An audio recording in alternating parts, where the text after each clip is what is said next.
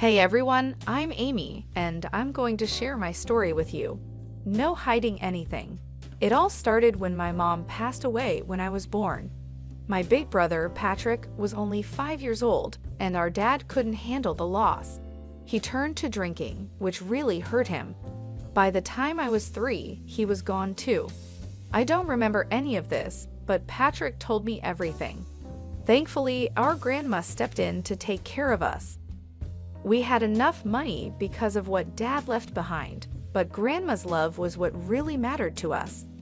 Patrick went off to college while I was still in middle school. We were so proud of him. Meanwhile, Grandma and I stayed together. She was my support through all the tough times. When I finished high school, it felt like the right time to leave home, even though it was hard to leave Grandma behind. College was a whirlwind of classes and new friends. Then, after I graduated, Grandma passed away. By this point, loss was something we were familiar with. Losing her felt like losing a part of myself, but Patrick and I supported each other. Patrick moved to another city for his job, and I found myself alone in our childhood home. After college, I felt a bit lost, like many people in their 20s, unsure of what to do next. I decided to use my design degree and got a job at a small boutique. At 20, my life didn't have the excitement that others my age seemed to have. No wild parties, no serious relationships, just the routine of work and home, and I was okay with that. But everything changed when I met Henry on a rainy day. A blonde guy with ocean blue eyes came into our boutique, soaking wet and trying to dry off. "Hey, how can I help you?" I asked. "Well, first off, I'm sorry about this wet mess," he said. "Can I get a towel, please?" "Of course, I'll see if I have something in the back to help you dry off," I replied. "Thanks. Actually, I'm here to pick up something for my sister Julie. It's her birthday today. Do you think she likes patterns or something simple yet stunning?" "Definitely patterns. She loves to stand out," I said. "In that case, we have some gorgeous floral prints that I think she'll love," I suggested. It took us nearly 50 minutes to find the perfect dress for Henry's sister. We looked through racks of vibrant patterns and bold styles, sharing our thoughts and laughing along the way. I rang up the purchase at the register, and Henry leaned in a bit, his voice low and a bit nervous. "Hey, Amy, I was wondering if, maybe you'd like to grab a coffee with me sometime." "Oh sure, I'd love to," I replied. "Great, can I get your number so we can figure out a time?" "Of course, here you go," I said as I handed him my number. And that's how I met Henry, who almost became my husband. Going out for coffee with a stranger was probably the boldest thing I had ever done at that point, to be honest. But hey, Henry didn't turn out to be a serial killer, so that's a plus, right? After that first coffee, we started spending more time together. We got to know each other better, and I found out that we had a lot in common. Henry's life story was kind of like mine. He lost his mom when he was young, just like I did. His dad raised him and his sister, Julie, all by himself. Henry's dad was from Switzerland, and his mom was USA. They met, fell in love, and Henry's dad moved from Switzerland to the United States. Henry had a job in the corporate world and was doing well for himself, but what really impressed me was how kind-hearted he was. You could just tell from the way he acted and treated people. Our casual hangouts turned into something more serious. We would spend weekends together, sometimes at my place, just enjoying each other's company. Things were going pretty smoothly between us. Then 2 weekends, my brother Patrick was visiting, and Henry was also around. It felt like the right time, so I officially introduced Henry to Patrick as my boyfriend.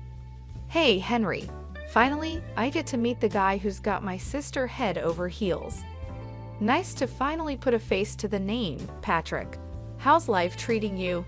Henry replied. "Pretty good, man. Running my own little business keeps me busy.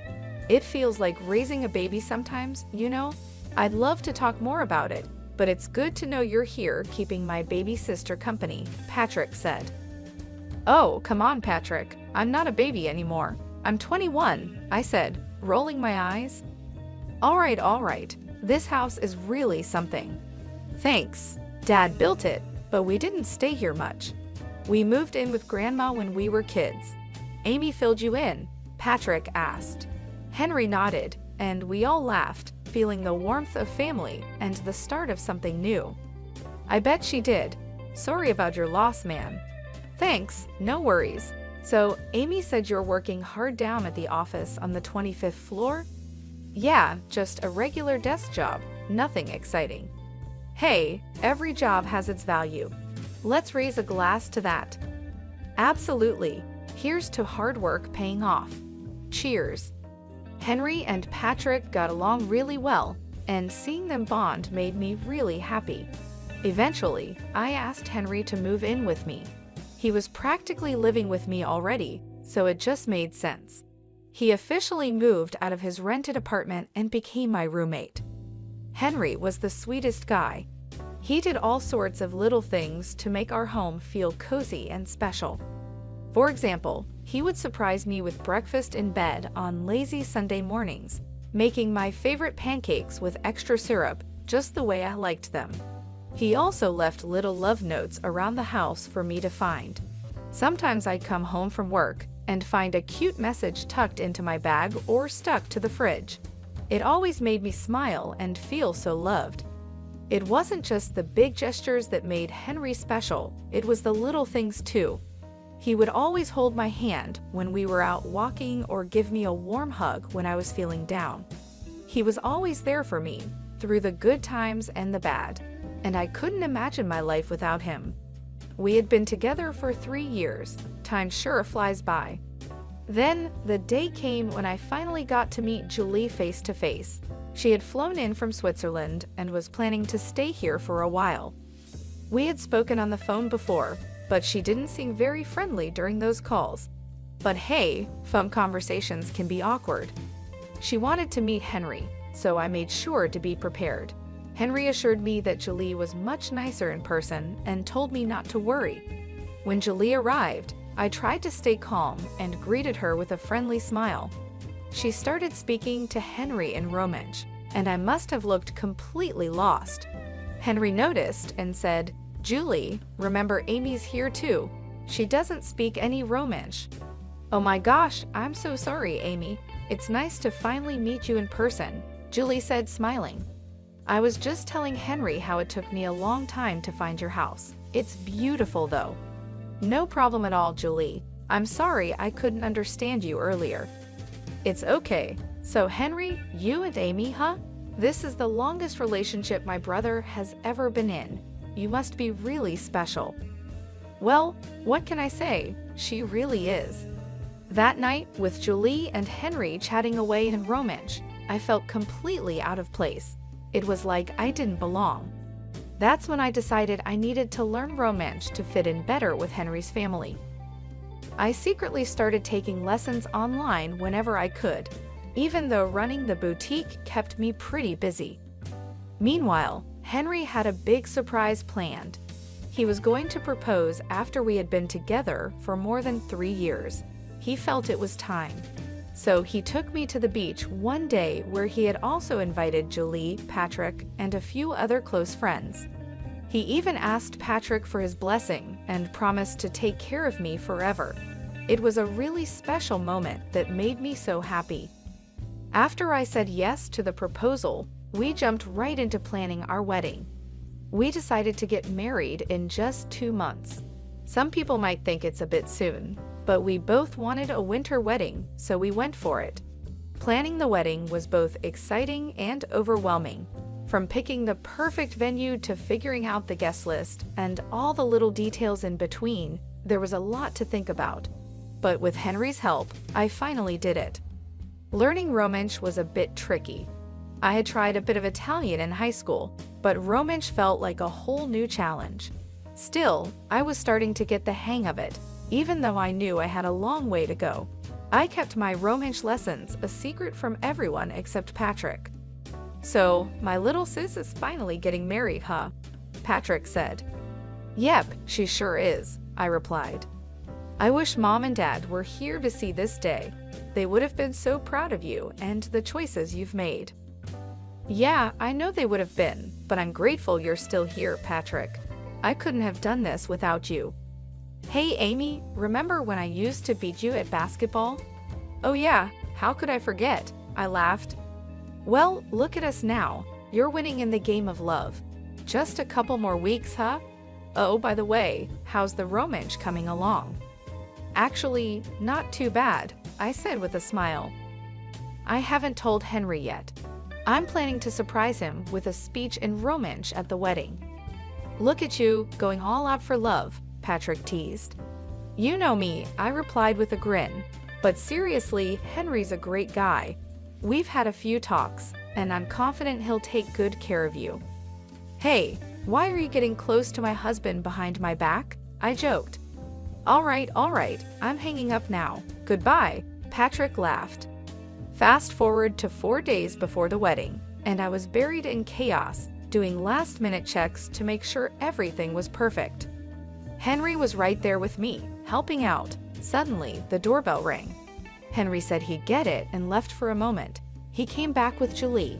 Hey, Julie, I didn't expect to see you here, I said, surprised. I'm here for Henry, Julie replied. Why, honey, it's 4 days before the wedding. Our dad is flying in tonight, and you know the groom can't be with the bride the night before the wedding, right? Oh, right, I almost forgot about that, Henry said, a bit flustered.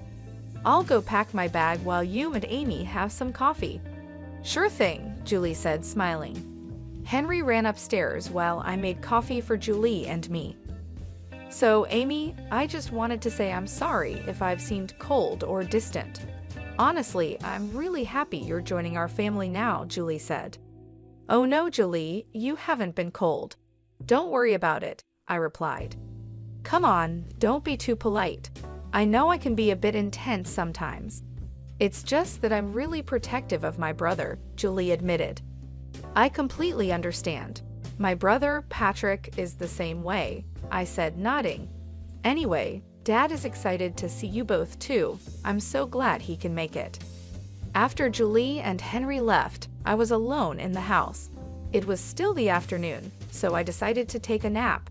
I headed to the couch to watch my favorite show and hopefully drift off to sleep. As I was getting comfortable, I noticed that Julie had left her glasses behind. I thought about texting her, but I remembered I needed to go near her apartment to check in with the florist, so I decided to drop off the glasses myself. After a 5-hour nap, I put on some joggers, grabbed my car keys, and headed straight to the florist. I checked on the beautiful flower decorations and admired the wonderful work the florist was doing. I made my way to Julie's apartment and rang the doorbell, but it didn't work, probably because it was broken. So I tried opening the door, and it swung open easily. To my surprise, Julie and Henry were not there. Instead, I heard voices speaking Romansh coming from the balcony. By now, I had become pretty good at understanding Romansh, so I listened in on their conversation. Their accents were strong, but I managed to understand most of what they were saying. Here's what I could make out from their conversation. Finally, we have her right where we want her. The fish is in the net. Calling her a fish? That's harsh, Julie. And using her while her brother is supposedly dying is just wrong. Well, it's not certain if her brother is really dying. And even if he is, do you think all that inheritance is too much for a simple girl like Amy? She has her dad's house, her grandma's house, and her brother's business. She's not capable of running a business with half a brain. That's where I come in. You know, I always wondered why you liked her. She's just a sad, lonely orphan with a boring life. But now I see your plan. We could do great things with all that money.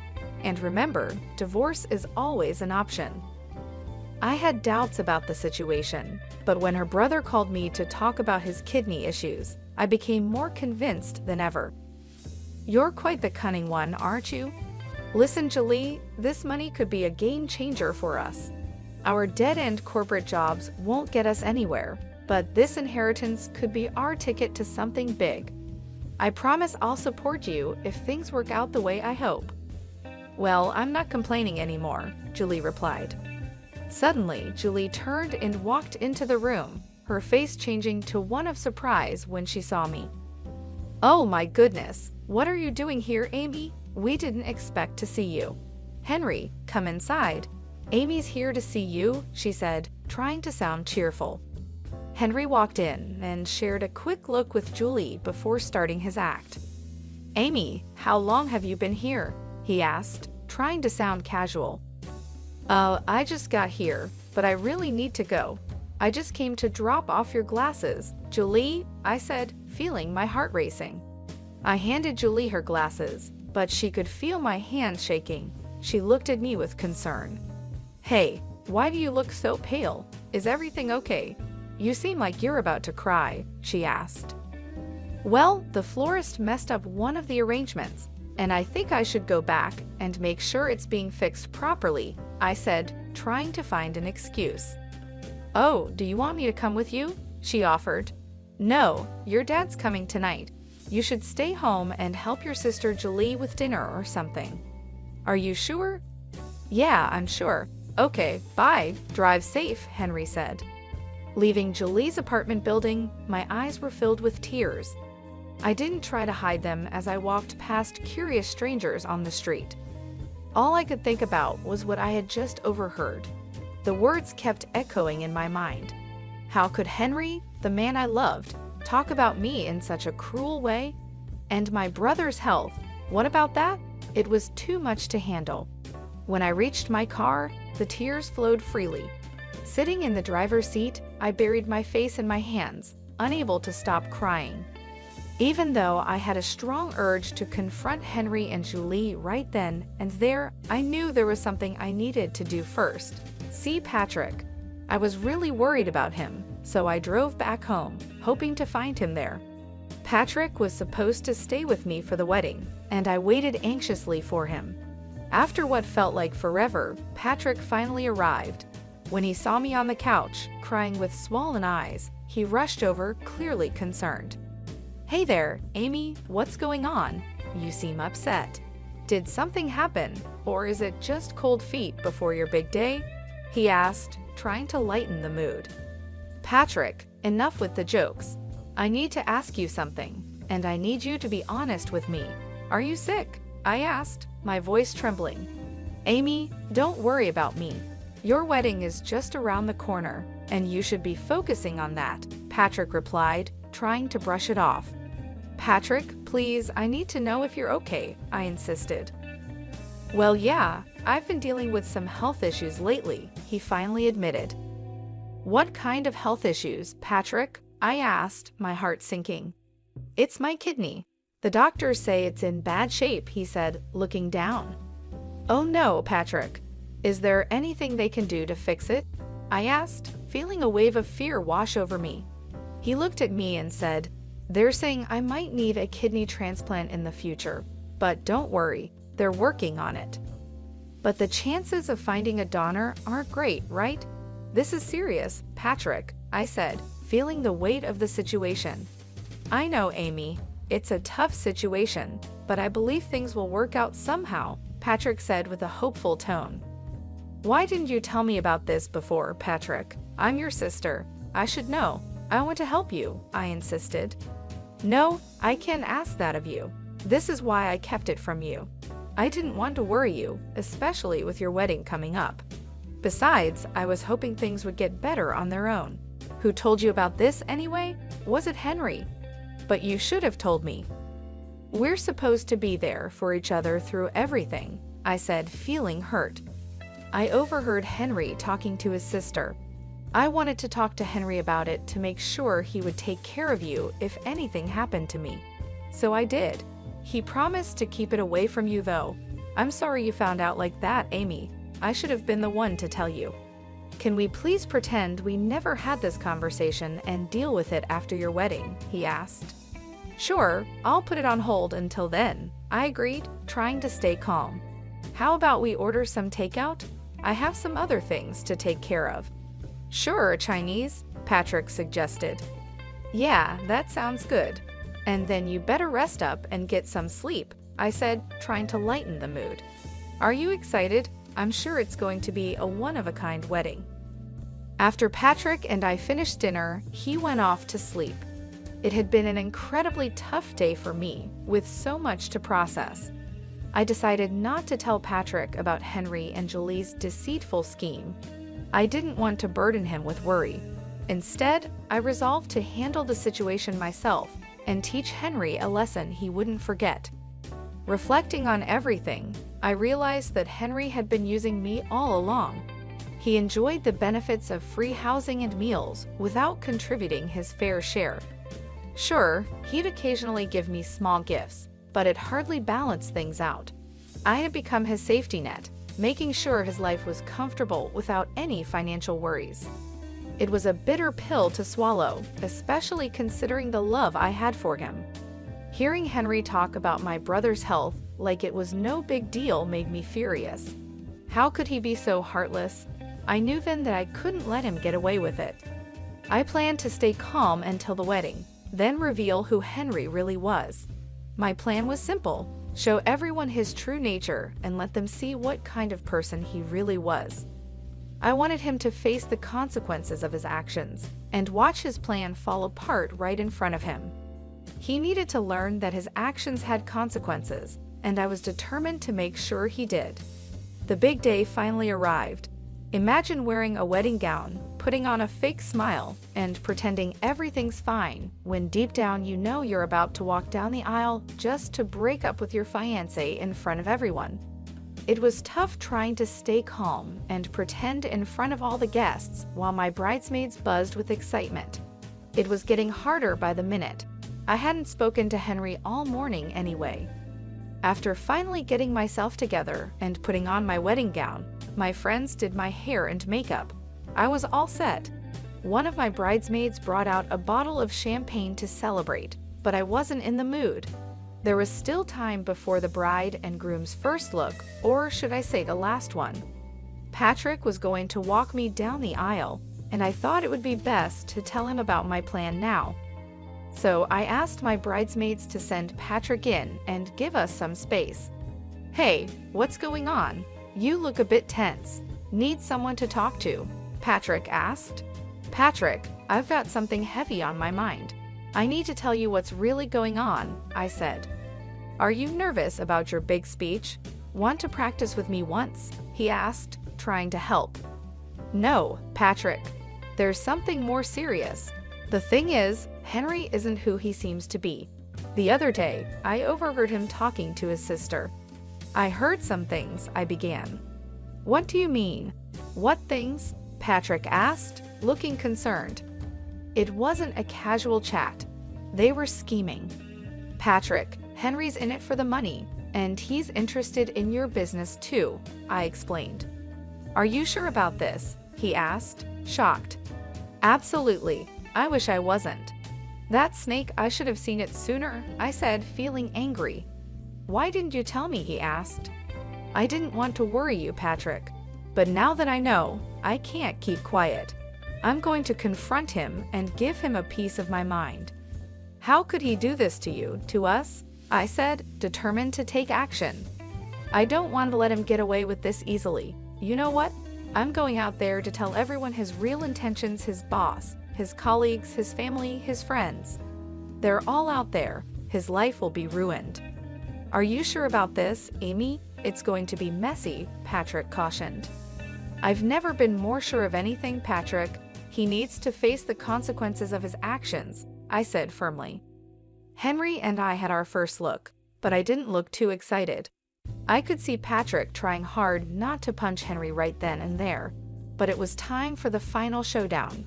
The music started playing, and Patrick walked me down the aisle. Henry, with his fake tears, stood there. I stood next to him, looking at the audience. Everyone was smiling warmly. Before the priest could start, I whispered in Henry's ear to leave politely. Then I took a deep breath and began speaking. "Hi, everybody. I want to thank you all for being here. I know you must be wondering what I'm up to, so I'll let the cat out of the bag.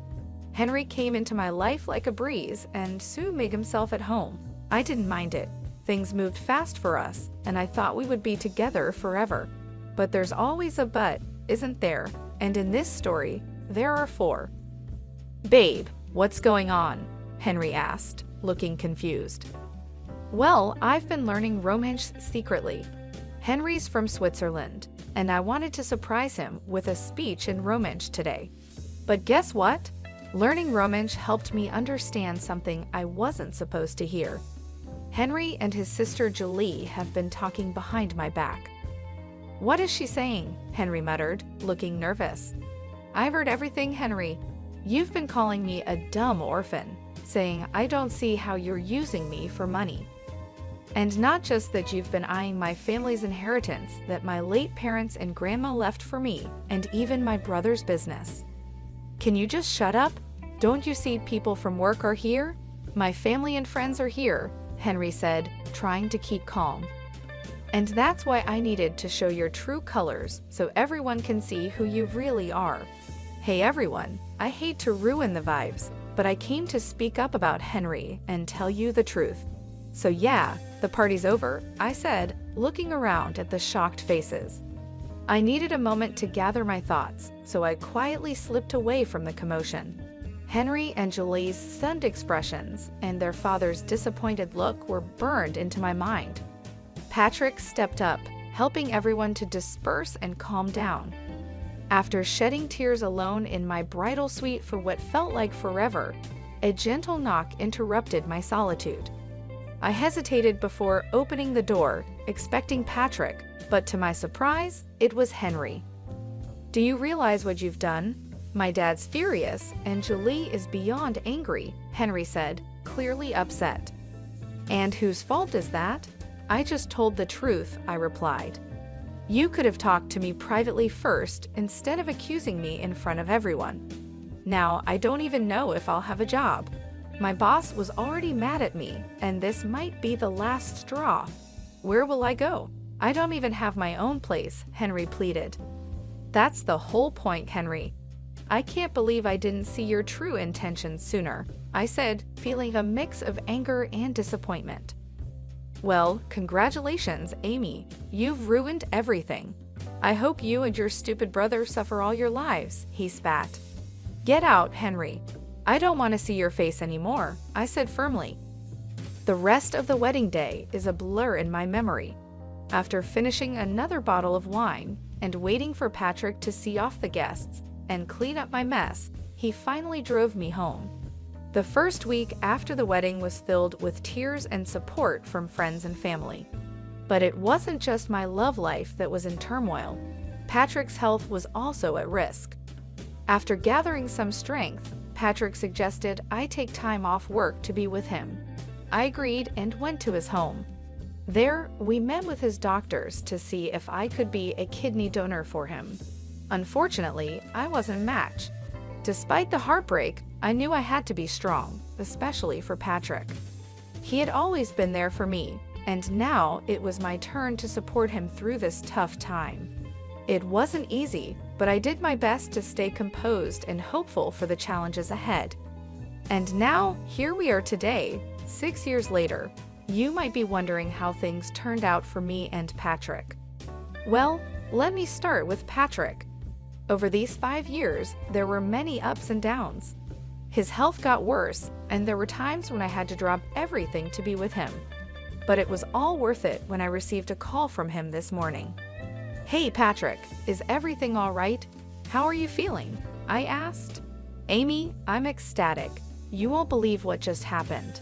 I got a call from my doctors, and there's a donor. They've scheduled me for surgery next week," he said, his voice full of joy. "Wow, after 5 years, you've been so strong through it all. I'll be right there with you next week." "This news makes me the happiest person alive," I replied, overwhelmed with relief. "I'm really glad that my brother is finally going to be okay." As for me, I decided to really focus on my career. I moved up from my job at the boutique and started styling clothes for TV commercials and media. Things have been going pretty smoothly.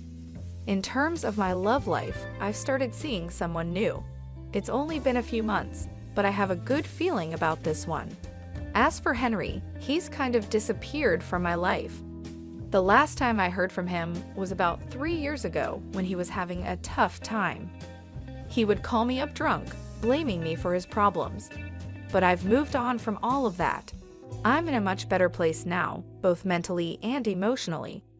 I'd like to share a piece of advice with anyone reading this. Always try to keep good intentions in your heart. What goes around comes around, whether it's good or bad.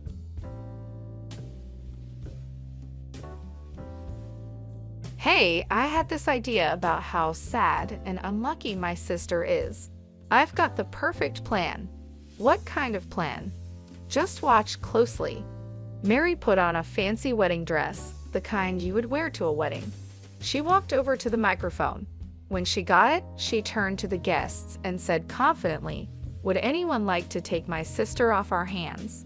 She's not very educated and she's getting old, isn't she?" After she said this, Mary looked at her sister with a smug, mean smile. But she didn't realize how rude her actions were. The mood in the room changed quickly. People started whispering, and some guests gave Mary cold looks. Mary didn't notice and grabbed the microphone again.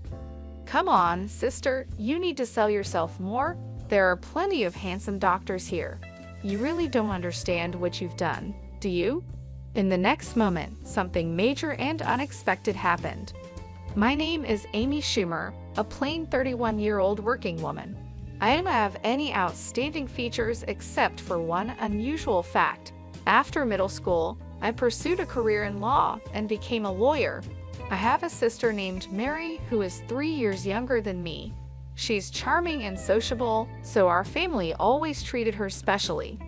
I am not noticeable in appearance, just plain and average in style. I'm not especially charming, so my family and relatives never cherished me much. I hardly felt any affection and was treated coldly at home. I couldn't compete with Mary's natural charm, and she got all of our parents' love. All I received were harsh looks. I worked as hard as I could.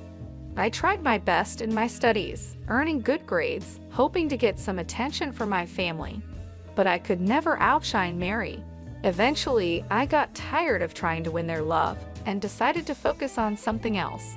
I gave up on being loved and put all my effort into studying. I promised myself that I would find my worth through my knowledge. Studying hard gave me confidence, and my efforts led to good results. I hoped that my success in school would one day earn me a word of praise from my parents. Holding on to this faint hope, I stayed up late every night, studying. Throughout middle school, I was always at the top of my class and did better than other students in every test. But even then, my parents never praised me. Instead, they often criticized my grades. It's not just about being at the top. You need to get nearly perfect scores in every subject.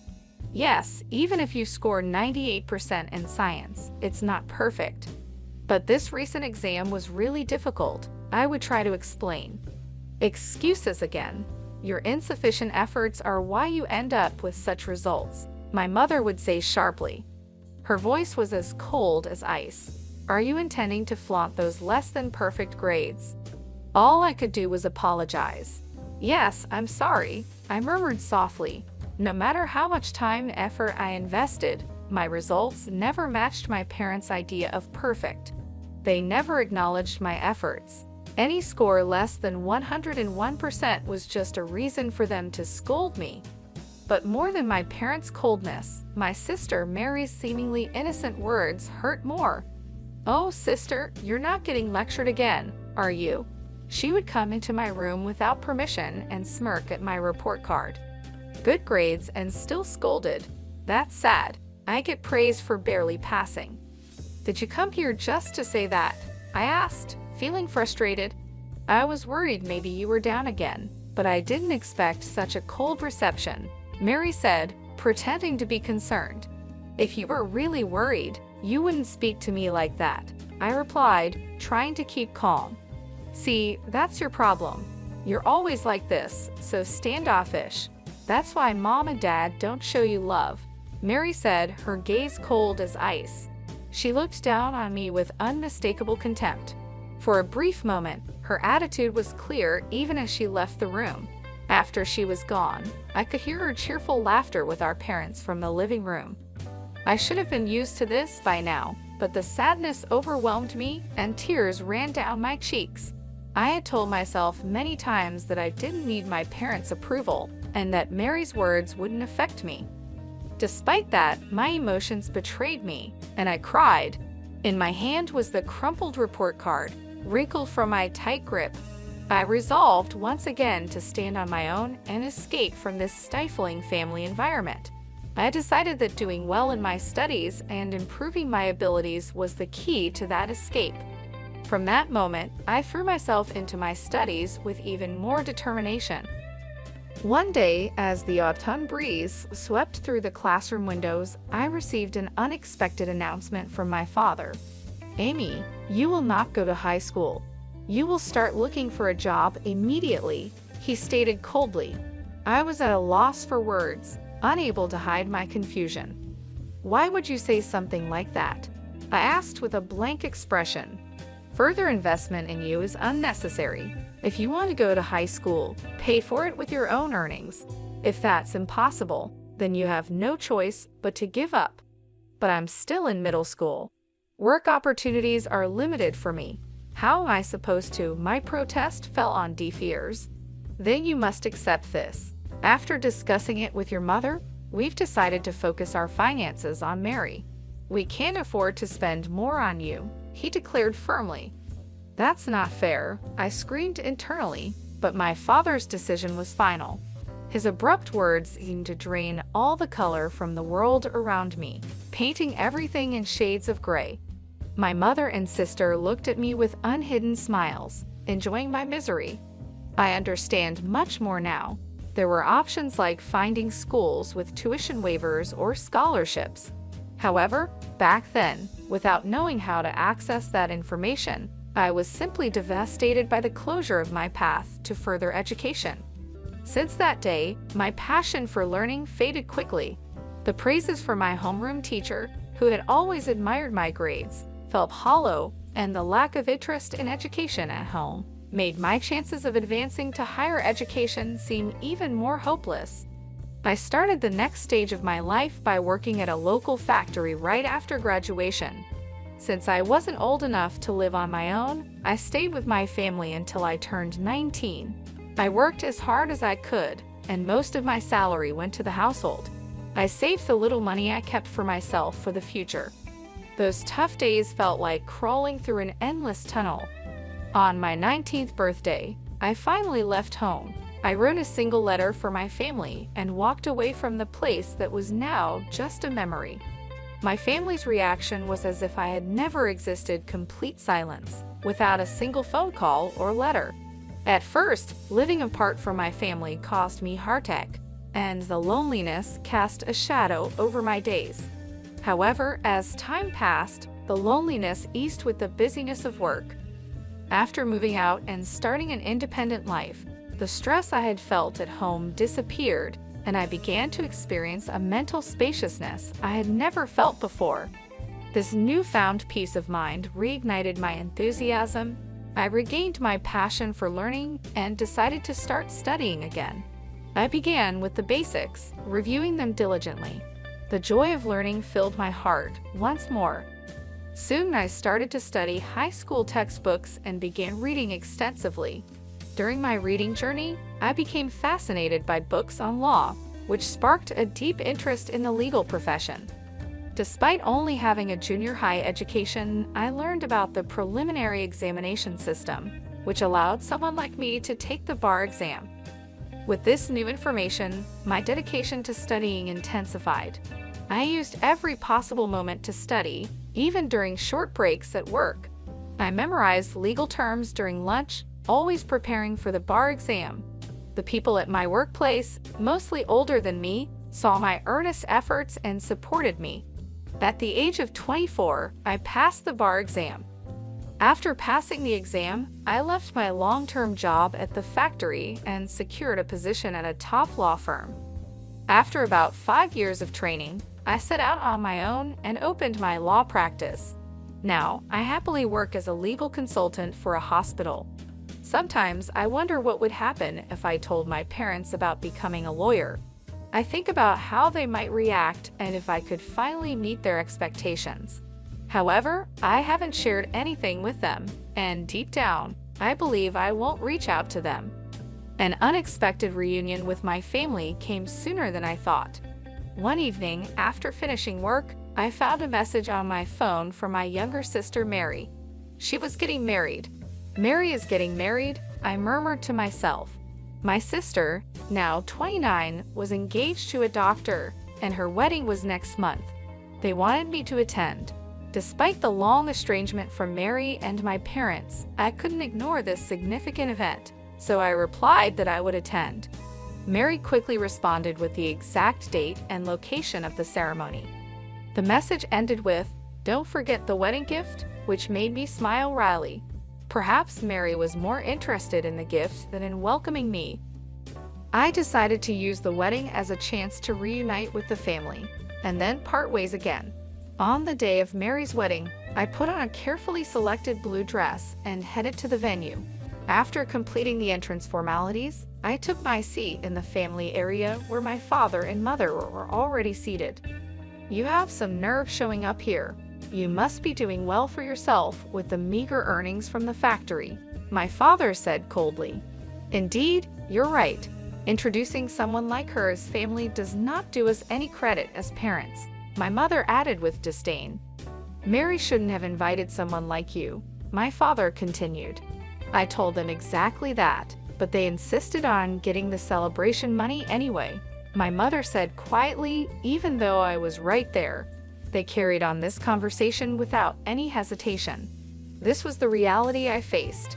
I had a faint hope that sharing my side might bridge the gap between us, but it was quickly shattered. Both my father and mother seemed to completely avoid talking to me. In the silence, I glanced around the venue and noticed some familiar faces among the groom's side. Haven't I seen that person somewhere before? I thought to myself, feeling a sense of déjà vu. As I traced my uncertain memory, I looked up the groom's name and my suspicion turned into conviction. The connection I had anticipated became clear. I couldn't entirely hide my faint surprise. Such a coincidence, almost like a twist of fate, I marveled. However, I decided to keep my emotions in check and spend the day quietly. As the ceremony proceeded, the bride and groom made a glamorous entrance. Guests spoke warm words and gave entertaining performances that softened the atmosphere. As time passed, the banquet gradually shifted to dinner and then to photo sessions. Throughout this time, my parents got up without acknowledging me and moved toward the front where the bride and groom awaited. Mary, as if drawn by a magnet, clung close to the bride and groom, smiling happily in every photograph. Pretending not to be affected by the scene unfolding before me, I focused silently on the meal in front of me. Unexpectedly, my sister Mary approached me. She came closer with a smile, but her eyes had a spark of something more than excitement to see her sister after so many years. "Big sis, it's been such a long time, hasn't it? Are you happy to spend time together like this?" she asked slightly. I nodded quietly and said, "Yes, the banquet food is really wonderful." With a sarcastic smile, Mary continued, "You can't get such luxurious food at the factory you work at, can you? You should be grateful for this opportunity." Something inside me felt like it was being torn apart, but I didn't show it on my face. Mary's words became sharper, tauntingly piercing me. "Oh dear, did I upset you? I'm sorry, but it's natural for you to be envious, isn't it? Your little sister marrying a doctor and all." Mary said the words "I'm sorry" flippantly, as if they were meaningless. I kept my expression unchanged and quietly waited for my next move. At that moment, Mary whispered in my ear, "Big sis, because I feel sorry for you, I've come up with a great idea."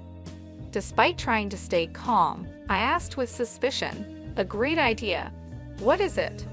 Mary, looking satisfied, said, "You'll see. Just watch closely." Wearing her elegant wedding dress, Mary gathered everyone's attention. She took a microphone from the staff and suddenly announced loudly to the guests, Ladies and gentlemen, you may not be aware, but my sister is here. She may not have the highest education or be the youngest, but if there is anyone kind-hearted enough, could you please take her under your wing? My face turned red. What are you saying, Mary? I exclaimed. Mary continued even louder. Although she doesn't earn much and leads a modest life, is there someone here who can brighten my sister's future? As everyone focused on me, Mary seemed to enjoy my discomfort with a smug smile. At that moment, a shocking scene unfolded. Mary's rude behavior escalated, and even our normally gentle parents joined in. Please treat her kindly, my parents added. This was the last straw for me. Rage swirled within me. To ridicule someone so much at a happy event, how far would they go? I couldn't believe it. But now, it was time for them to face reality. As the atmosphere shifted and murmurs spread through the venue, Mary, unaware she was the center of attention, cheerfully called out, "Amy, look, there are so many doctors here. It's your chance." I stayed silent but conveyed my strong will through my somber gaze. "This is the end for you." Confused, Mary responded, "Eh?" I continued more calmly, "You'll understand soon just how terrible your actions have been." Just as Mary tried to make an excuse, the groom suddenly raised his voice. "Wait, please. Why are you leaving your seats?" The venue was riveted by his voice. Looking toward the groom, it was clear all his colleagues from work were standing up, heading for the exit. Even as the groom tried to stop them, a dignified man, who appeared to be the hospital director, spoke to the groom with determination. The recent remarks of the bride were so unpleasant that I'm in disbelief. "I apologize, but we can no longer stay here. We will take our leave now," the hospital director said. The groom hurried to stop him, offering to take responsibility for Mary's words and actions. "Please wait. I admit her words were inappropriate. I'll speak to her directly and ensure she changes her behavior." However, the hospital director pointed out the gravity of the issue and revealed something the groom didn't know. "The problem isn't just that. Do you not know what kind of person her sister is?" The groom, confused, admitted, "No, I only met her sister for the first time today. All I've heard is that she worked in a factory after graduating from middle school." The hospital director couldn't hide his irritation. "Don't be ridiculous. Her sister is a respected lawyer and serves as the legal advisor to our hospital." The groom was shocked to learn this, indicating he had no idea I was the hospital's legal advisor. Mary and my parents were also speechless. I was the legal advisor of the hospital where Mary's fiancé worked. I had seen him several times at hospital events, which is why he looked familiar.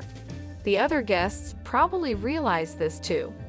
Mary's inappropriate comments only made things worse, and that's why the hospital director was so outraged. Although the groom himself had no direct relation to me, the hospital director and staff valued the legal advisor highly. The groom's face turned red, and he stepped toward Mary, raising his voice. "What on earth is this? Because of your carelessness, my reputation is now tarnished." Mary stumbled over her words, then defended herself like a bewildered child. "It's not like that. I truly had no idea my sister was in such a prestigious position." Growing more indignant, the groom continued to scold Mary. "Ignorance is no excuse. How can you speak so lightly and disrespectfully of your own sister? Your behavior is disgraceful. You've truly lost sight of what's valuable." Mary, desperately trying to explain, pleaded, "Wait a minute, listen, I have a good reason." However, the groom, without giving her a chance to explain, declared decisively, "The marriage is off. I have no interest in hearing your excuses. Our engagement ends here." Shocked by his words, Mary collapsed on the spot, her complexion turning deathly pale. In a fit of anger, the groom stormed out of the wedding hall along with the other guests. As I was about to leave, I heard a desperate cry from my sister behind me. "Please help me, Amy." Without being swayed by her cries, I confronted her with a stern tone. "Help you? Why should I? The situation you're in is because of your own actions. Making jokes at others' expense and then playing the victim is pathetic. Mary, filled with confusion and anxiety, pleaded, "Why are you using such harsh words?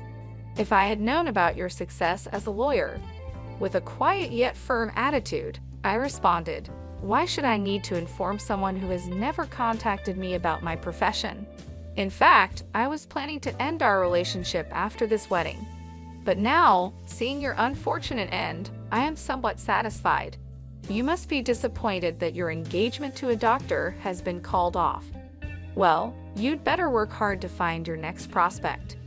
With these words, I left the venue with dignity. From afar, I could hear the critical voices of my parents and other guests. Everything proceeded as expected, and Mary's marriage was no more. My parents, who had thought a secure future was assured through Mary's marriage to a doctor, expressed their anger toward her for the first time. Unable to withstand their anger, Mary sought help with a broken heart, but I ignored her pleas. I never answered her calls despite repeated attempts and cut off all contact with the family. I heard that Mary had quit her job and was now without employment, estranged from our parents, and spending her days shut in at home. As for me, I am very happy with both my work and private life, living peacefully without any big problems. Although my bond with my family hasn't been smooth, I am lucky to have a lot of support from people in my professional and daily life. This good environment isn't by chance, but because of my long-term hard work and effort. There were times when I faced tough challenges, but overcoming them made me who I am today. Looking back on my past struggles, I see their value. Now, I hope to keep living a fulfilling life at my own pace, setting realistic goals and keeping stress low.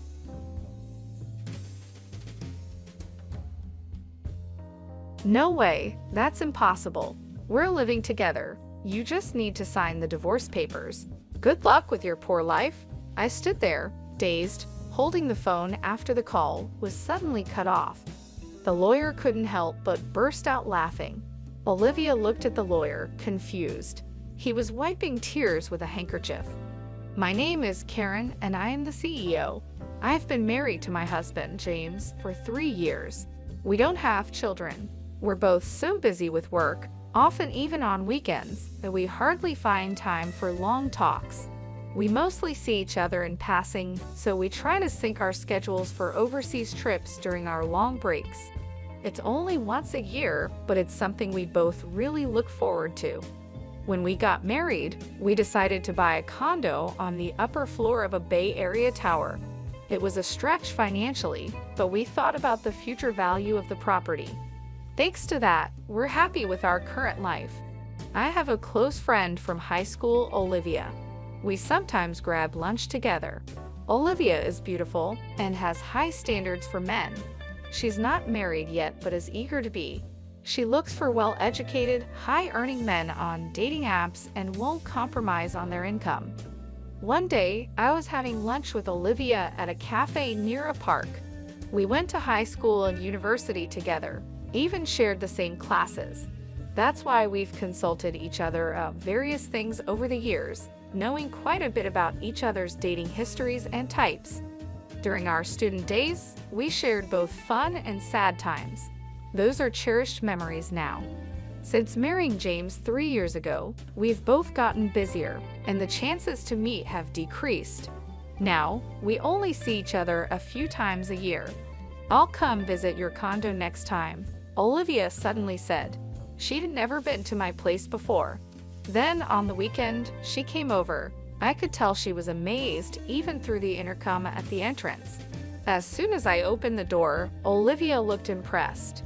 "Wow, this place is like a mansion, and that elevator ride was so long." I had chosen a spacious upper floor condo because it was a once-in-a-lifetime purchase. "It's even more spacious than a house. It's beautiful, really incredible," Olivia said as she looked around the condo, turning her head in every direction. "Great location, and an upper floor in a high-rise like this must have cost a fortune," Olivia remarked with a sly smile. "Yeah, you could say it's $1 million condominium. It's got great security too," I said, but Olivia cut me off. reacting only to the term million-dollar condominium. "It must be over $1 million. Your husband must be making a lot," she said, her eyes wide with astonishment. That was so typical of Olivia. She always had high standards for men, especially regarding their income. "James's salary is quite good for his age, I guess," I said vaguely. I felt it was tacky to be too explicit. Olivia had a look that seemed to hint at some ulterior motive. "Can I use your bathroom?" she asked and left the living room. I directed her to the bathroom and then started preparing tea in the kitchen. I was concerned when Olivia took a while to come back. I was about to check on her when she returned, saying, "Just replying to an email." Olivia usually didn't make excuses like that, so I felt a slight sense of unease. While enjoying the cookies Olivia brought as a gift and having tea, she asked, "Can I stay till the evening?" She apparently wanted to greet James. It had been since our wedding that Olivia last saw James, so it wasn't unnatural for her to want to see him. I decided to check with James just in case. James was happy about it. "I might finish work early," he replied in an email. I told Olivia it was okay, and then I started preparing dinner. Olivia was using her smartphone, but then she stood up and went to the bathroom again. I didn't notice while cooking, but Olivia was gone for quite a while. When she came back, she was wearing a familiar necklace. It was my necklace. As I stared at the necklace, Olivia gave an embarrassed smile. "How do I look? Does it suit me?" She posed like a model. Seeing my stunned expression, Olivia started laughing. "Oh, come on, I'm just kidding. I found it and thought it was cute. It must have been super expensive, right? A premium piece for sure," Olivia said, sounding like a child making an excuse for a mistake. "That's a gift for James. Wow, he must be really wealthy to afford something like this," Olivia sighed. But more importantly, that necklace was stored in the closet in the bedroom.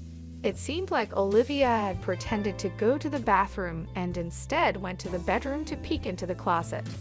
I couldn't believe her actions. However, I didn't want to seem petty, so I just emphasized that it was a precious item. Taking advantage of my mild reaction, Olivia made a surprising request. "Can I borrow this necklace for a while? I've got a date with a doctor I met on a dating app. I want to wear it for that. Please," she pleaded, putting her hands together as if praying. Reluctantly, I decided to lend it to her. "All right, but take good care of it. Like I said earlier, it's a gift for James." As soon as Olivia knew she could borrow it, she smiled and started touching the necklace gently. "Of course, I understand," she said, though she seemed to ignore my words. When I finished preparing the meal, I pretended to go to the bathroom to check the bedroom.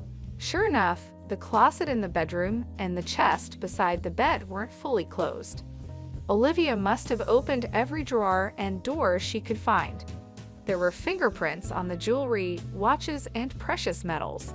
She might have touched things but probably didn't intend to borrow them. The shoes seemed to have been tried on, and the heels were bent out of shape. This was clearly going too far. I went back to the living room and asked Olivia, "You touched various things in the bedroom, didn't you? The shoes are out of shape, and there are fingerprints on the watch." Olivia puffed out her cheeks a bit instead of looking sorry. "Please don't do that again," I told her. Olivia went back to her normal face and said, "Sorry. I didn't want to make a big deal out of it and risk hurting our friendship, so I just laughed it off lightly." That's when James came home. He was holding a box of cake. It was the first time James and Olivia had seen each other since our wedding. It was awkward at first, but they slowly started talking, and by dinner, they were chatting like old friends. While I was cleaning the dishes, they were laughing together. "My boss is terrible, right?" James said, laughing. "I envy James's team," Olivia added. James was smiling, his eyes crinkling with laughter. "That's not true," he replied. I was a bit uncomfortable seeing Olivia touch James so casually, but I thought it was better than them being distant. After all, James wasn't usually the type of man Olivia went out with. About a month after Olivia's visit, I noticed a change in James. He spent more time on his smartphone, which he usually didn't do. He often seemed distracted when I spoke to him and asked me to repeat myself. He always took his phone with him, even to the bathroom. It was a noticeable change. I felt like I was becoming a cheated-on wife. I thought about checking James's phone once, but I hesitated to even touch it. Our conversations at home became increasingly rare. James started working on weekends much more often. He was hardly ever at home on weekends. Originally, we barely saw each other on weekdays, but now we weren't seeing each other on weekends either. It felt like we were living separately, even though we were in the same house. Moreover, we started sleeping in separate bedrooms under the excuse of his tiredness.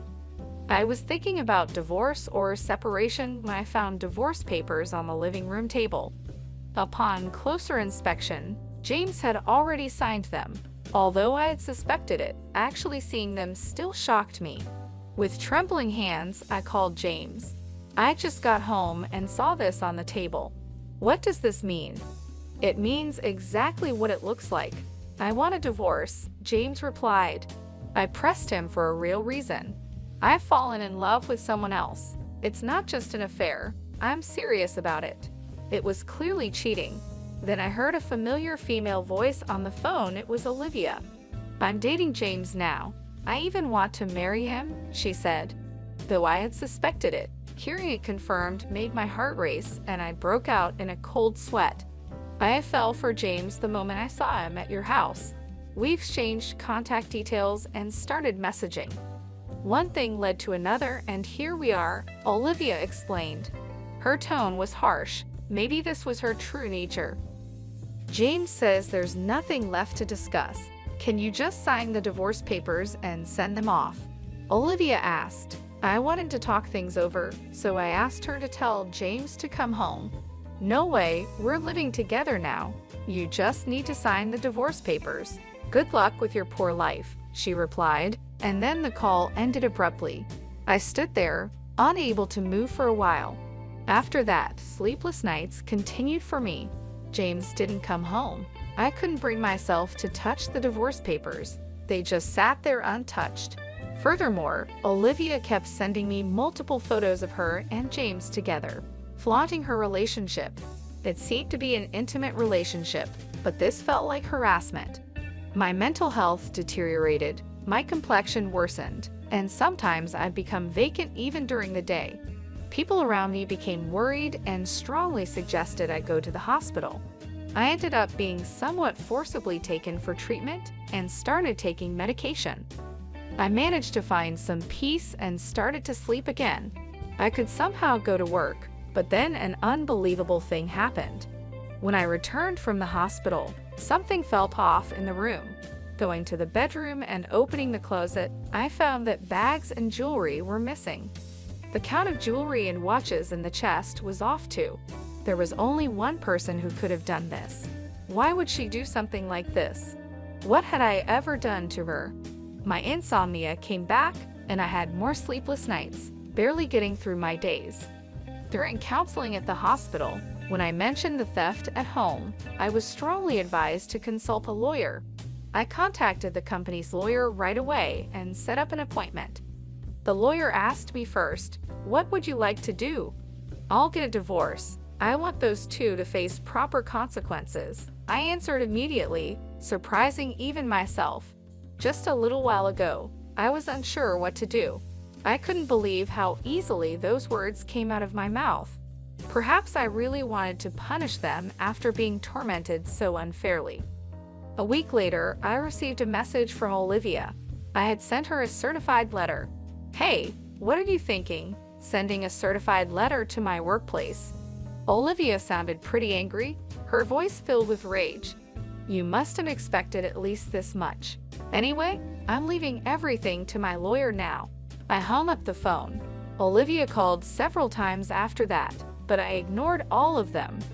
Then James called. I had sent a certified letter to his parents' house. Apparently, his affair being exposed at home caused a huge uproar. I wanted to burst out laughing at his self-inflicted predicament, but managed to restrain myself. Feeling that leaving it all to the lawyer wouldn't be enough to calm my feelings, I decided to confront them both. I would denounce them thoroughly on the spot. The lawyer arranged the date and time, and we decided to have the discussion at the law office. A few days later, the two reluctantly showed up at the law office. I thought they would bring their own lawyer, but it seemed they came alone. Olivia stormed into the office, flinging the door open. James followed, looking uncomfortable. "Finally, we meet, you coward," Olivia said, not hiding her anger at all. James tried to calm her down. "You've been avoiding us all this time. Our wedding has been delayed because of you," Olivia said, looking like she might throw her bag at me any moment. James was desperately trying to hold her back. As I watched them with a feeling of pity, the lawyer nodded at me. "Please calm down. If any violence or abusive language occurs, we will immediately call the police," the lawyer said. The mention of the police made Olivia stiffen. With the lawyer's intervention, Olivia and James took their seats, becoming calmer. We sat across from each other at the office table, ready to start the discussion. "James, you're seeking a divorce, correct?" I asked. Olivia sat angrily while James slumped, looking defeated. "We agreed to the divorce. However, since your relationship is considered adultery, we will ask for alimony," I stated. James's face clouded over. "I'll agree to the divorce, but once the alimony is paid, don't contact us ever," he said. I quietly nodded in agreement. Olivia looked displeased, maybe expecting more resistance from me. When the lawyer began discussing the alimony amount, Olivia snapped, "I said any amount is fine. We have plenty of money." Olivia sat arrogantly with her arms crossed. The lawyer looked at her with interest, then said, "Oh yes, didn't he tell you? James is the president of a jewelry company with a yearly revenue of $3 billion. James looked up frantically, trying to restrain Olivia's arm. "Alimony for an affair is nothing to us. I'll even give a proper share of the property," Olivia continued excitedly, her face flushed. James tried hard to calm her down. Olivia shook off his hand and continued, "You can barely make ends meet on your salary, right?" She scoffed with a laugh. The lawyer burst into uncontrollable laughter. Olivia looked at him with a puzzled expression. The lawyer, wiping tears with a handkerchief, said, "Actually, the president is Karen." Olivia was dumbstruck, her mouth hanging open. James hung his head, his body trembling slightly. "James is just an ordinary employee with no position at Karen's company." "I am Karen's corporate lawyer," I stated. Olivia started laughing loudly. "What are you talking about? Are you really a lawyer? Can lawyers lie?" she asked. The lawyer calmly replied, "Why not ask James next to you if what I said is a lie?" James, meanwhile, just bit his lip, looking down. Olivia, growing anxious, grabbed James's arms and began shaking him. "You said you were the president of a $3 billion jewelry company. That's not a lie, right?" James remained silent. He covered his face with his hands, uttering inaudible moans. Olivia, growing more desperate, gripped his arms tighter, repeatedly asking, "Answer me, it's not a lie, right?" James finally whispered in a raspy voice, "I'm sorry." The room fell into a deep silence. Olivia's strength seemed to leave her body, and she let her hands that were gripping James fall limply. "You said you were the president of a company making $3 billion a year," she muttered almost to herself. James's single apology had plunged Olivia into despair. She stood up, trembling. "It's a lie, right? There's no way you're the president." Olivia pointed at me accusingly. "Why didn't I know about this after all we've shared?" I spoke to Olivia calmly, as if guiding her. "Just because we're close friends doesn't mean I tell you everything, especially since you were so fixated on money. I had no intention of telling you." I looked Olivia straight in the eyes without averting my gaze. Olivia seemed to lose all her energy and slumped down. "Then that house, of course, the house is in my name, so James will be the one leaving," I continued. Olivia fell silent, and James continued to hold his head. "James probably didn't want to come here. He knew this would happen. But if he didn't come here, things would be worse. It's hell either way for him now. James is left with nothing but hell waiting for him. The lawyer began to present the evidence. I had first gathered these photos of James and Olivia together. They were the photos she sent to my phone, now printed out. The lawyer placed a voice recorder on the table and played a recorded conversation. Why would you send something like this? I just wanted to share our happiness with you. Olivia's voice filled the room, while James seemed to be holding back tears. Hey, still clinging to the past. I want to divorce quickly. I know what you're clinging to. It's James's income. He's the president of a $3 billion jewelry company, right? You hid it because you thought I might take it, Olivia said, perhaps embarrassed, and covered her face with her hands. Hurry up and divorce and leave that condo. It'll be mine soon. Too bad James didn't come back to you. I'll give you as much alimony as you want. Poor thing, your aim was the money, not James. I'm speechless at how you've been deceived, James. James looked down, tears spilling onto his pants. James and Olivia fell silent. Do you think this is over? What else is there, Olivia? You broke into the house when Karen wasn't there and stole several items, didn't you? The lawyer said calmly. James looked shocked, apparently unaware of this. Hey, what's this about stealing? Olivia bit her lower lip, her hands shaking. No, not me. I don't know anything, she said. The lawyer placed a tablet on the table and played a video. It showed Olivia sneaking into the bedroom, taking bags and jewelry, and stuffing them into her bag. Olivia stared wide-eyed at the footage. What is this? Why are you recording me? Isn't this illegal surveillance? She asked. James covered his face with his hands. Inside our house, we've always had security cameras. Why didn't you tell me that earlier? Who would think you'd break in to steal? I started to get a headache from their ridiculous argument. And you used my key without permission. I wanted those things. It's your fault for not buying them for me, one argued. They kept arguing, ignoring us and the lawyer, and I could only watch in disbelief. Please save your arguments for later. Regarding this theft, we will be filing a police report, I said. Olivia seemed to panic at the mention of the police. The police? That's a bit much, isn't it? I just borrowed something from a friend, she protested. I never gave you permission to borrow anything, I replied calmly. Besides, you're not a friend, you were just a classmate. That's why I'm filing a police report. Olivia seemed to realize she was defeated, and her attitude turned gloomy. Don't say that. I'll pay for it. I'll make up for it. Just please don't call the police. Olivia started to kneel and apologize. I looked down at her and said coldly, You're going to compensate. The value of what you stole is more than your annual income. Are you sure about that? Olivia was speechless. And there's also the matter of the alimony. Olivia turned to James, pleading in a tearful voice. You'll pay, right? Even if you're not the president, you still earn well, right? James was silent, looking down. He can't pay it because he's about to be fired, I added.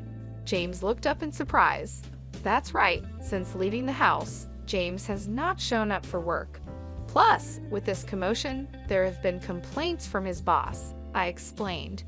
James looked like he might collapse on the floor. But there's still the property division, right? I'll pay with that, Olivia said, but that wasn't possible.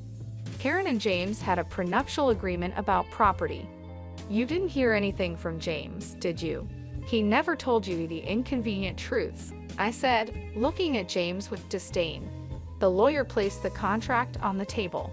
The agreement stated that if the marriage lasted less than 5 years, neither party could claim the other's property. Currently, they were in the 3 years of their marriage. Olivia tried to grab the document, as if to tear it up. You should handle that document carefully. It's a notarized deed, and you could be held legally accountable for damaging it, I warned her. At the mention of a crime, Olivia stopped. She then half-heartedly pleaded with James. James, you have savings, right? Use that to pay. James looked at Olivia with resentful eyes. What money? You always wanted sushi, steak, this, that. There's no way I have any savings left. It appeared he also had debts from questionable sources. Olivia's shoulders slumped. It was a pitiable sight. The glamorous appearance that used to make men turn their heads was gone. This was the result of the seeds she had sown herself. The two sat looking haggard and lost, muttering, "This wasn't supposed to happen, and what will I do now?" I decided to leave the rest to the lawyer and stood up to leave. "Olivia, money isn't something you steal from others. It's something you earn through effort." After that, the divorce went through smoothly. I sent all of James's belongings back to his parents. His parents kept apologizing to me and even sent a letter of apology. Olivia was interrogated by the police for illegal entry and theft. My police report led to an investigation, and Olivia was arrested after admitting her guilt. Half of the stolen items had been sold, but I got the rest back.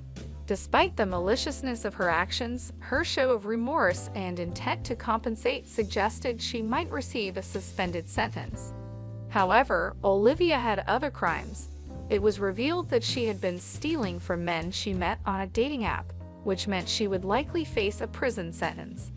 No wonder she reacted so strongly to the mention of police and crime. James couldn't live in Olivia's apartment and moved to a two-apartment on the outskirts of town. He's looking for a job, but his unexplained absences and poor attitude at his last job make it hard for him to get hired. For now, he's getting by with day labor. After the divorce, I threw myself into my work. Now, I'm expanding our company's jewelry line to Europe.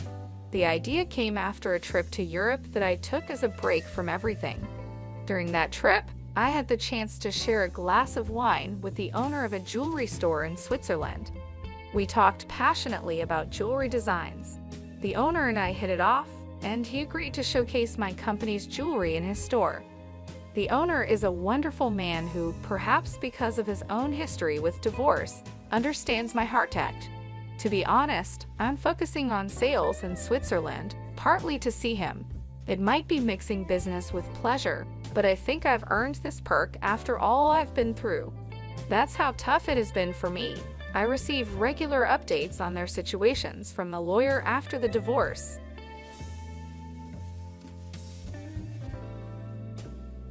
My name is Sandra, and I am a 50-year-old who works part-time.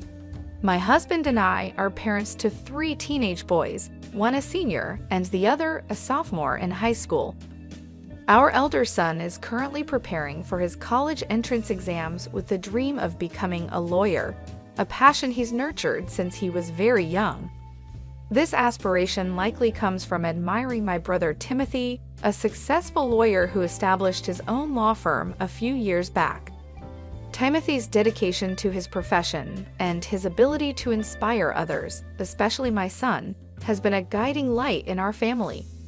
Despite being excellent in his studies from a young age, my son's ambition to pursue law intensified because of the encouragement and example set by Timothy. Whenever they meet, my son expresses his determination to become a lawyer, much to Timothy's delight and supportive chuckles. Timothy, who is childless and married to a woman 8 years his junior, enjoys spoiling my sons whenever he visits, creating a warm and encouraging environment for them to grow up in. Despite Timothy's wife being somewhat of an enigma to us, she's known for her eccentric personality and rarely visits our home. We've had minimal interaction with her. Timothy and I, having lost our parents early in life, have always had a close bond. He played a parental role in my life, especially during significant events like my wedding. My husband and I were initially relieved to hear of Timothy's engagement, hoping it would bring him happiness. However, our first meeting with his fiancée left us puzzled due to her seemingly unhappy demeanor, contrary to our expectations of seeing a joyous bride-to-be. On another note, my husband possesses a substantial fortune, estimated at $50 million, including our home, which will be inherited by me in the absence of any children from our marriage. This fact seems to have caused some tension, or at least a noticeable change in how my sister-in-law interacts with us. although she has always been somewhat distant and difficult to communicate with. This complex web of family relationships, aspirations, and the dynamics of inheritance paints a picture of our lives, filled with both ambition and the peculiar challenges that come with interpersonal relationships within a family. In the presence of my brother and his fiancée, I commented on how wonderful they seemed together, a gesture of goodwill and support on what was a significant moment for them. However, once back in the privacy of my home with my husband, I felt free to express the doubts that lingered in my mind. I couldn't help but wonder why my brother's fiancée appeared so markedly unhappy, especially now that their marriage was official. My husband shared my concerns, echoing my sentiments with a note of worry.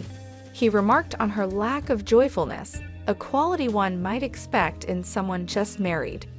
My brother, a successful lawyer with his own firm, had recently purchased a house, prompting a visit from our family to celebrate the new milestone. The house was as impressive as I had anticipated, a testament to my brother's achievements. Yet during our visit, the absence of my sister-in-law was palpable.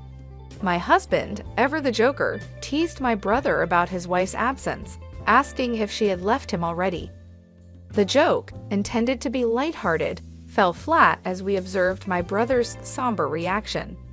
He explained that his wife often returned to her parents' home for various reasons, and on this occasion, it was to celebrate her mother's birthday. The mood shifted unexpectedly when my brother, with a seriousness that was uncharacteristic, inquired if we would consider allowing him to adopt one of our children should he and his wife be unable to have their own. The question was so sudden and so grave that I found myself speechless, unable to process the request. My husband, perhaps in an attempt to diffuse the tension, responded with laughter, suggesting that such decisions could be discussed in the future. His casual dismissal did not ease my concerns. Instead, I found myself preoccupied with thoughts of what this meant for my brother's marriage and the well-being of his relationship with his wife. Over the years, the absence of my sister-in-law from family gatherings became a norm, to the extent that her existence seemed almost an afterthought. Conversations about her or inquiries into her well-being were carefully avoided, creating an unspoken agreement not to broach what was clearly a sensitive subject.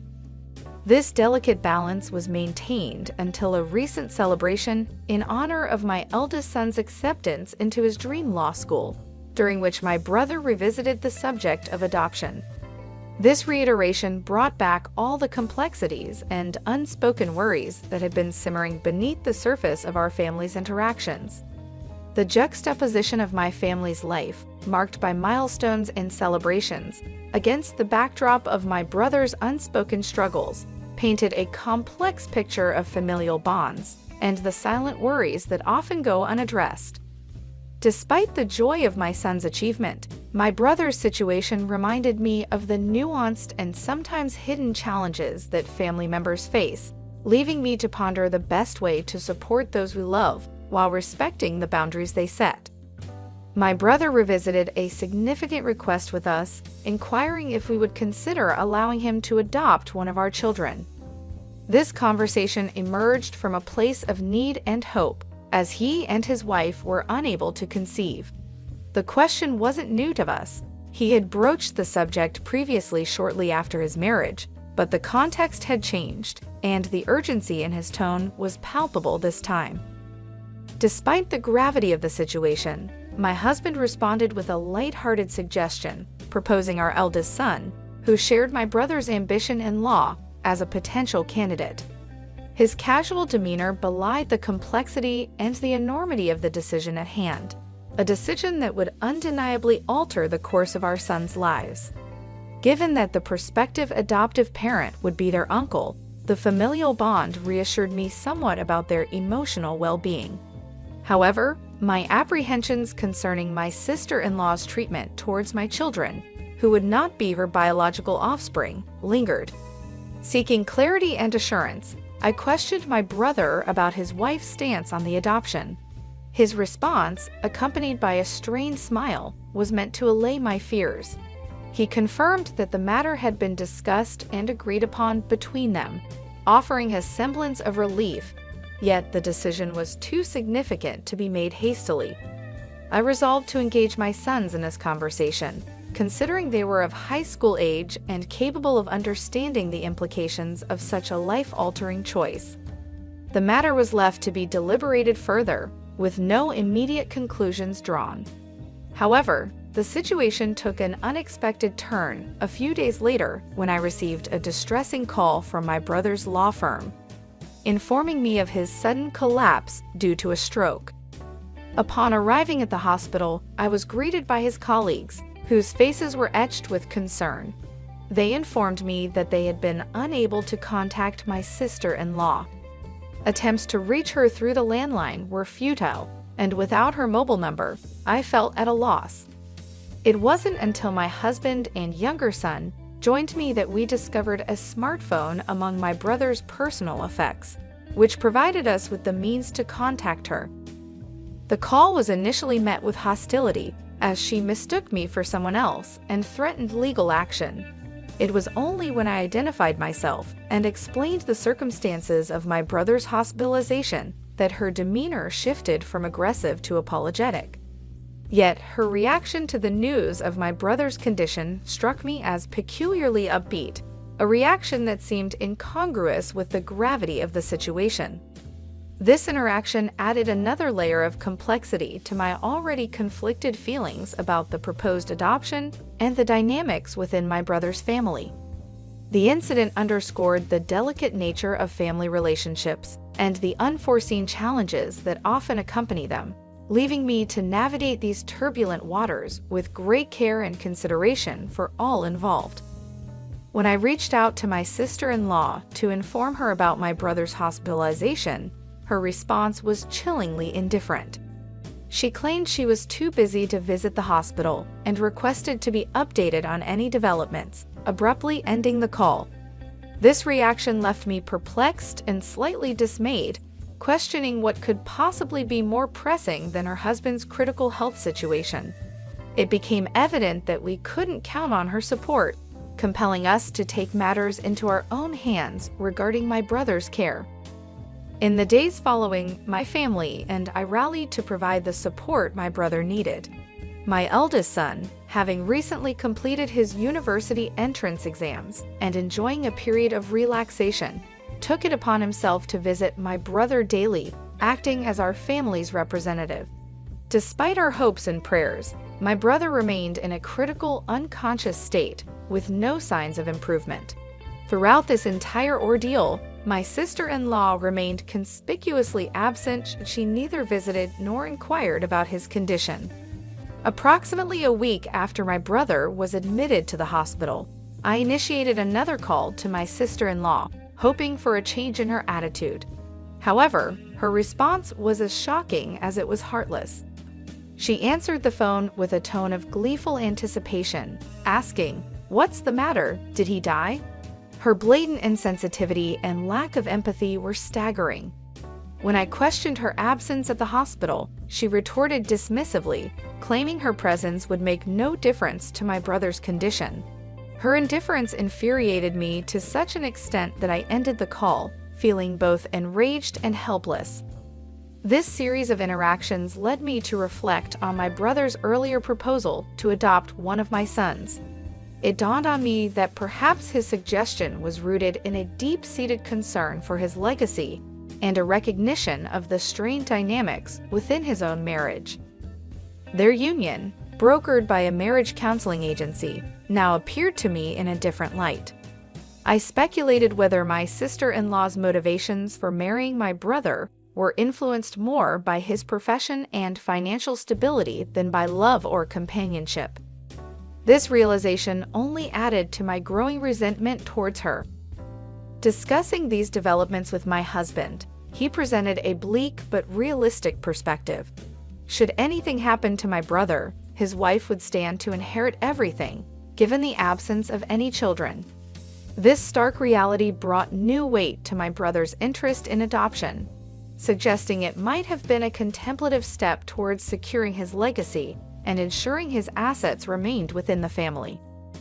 When I broached the subject of adoption with my sons, their reactions were unexpectedly varied.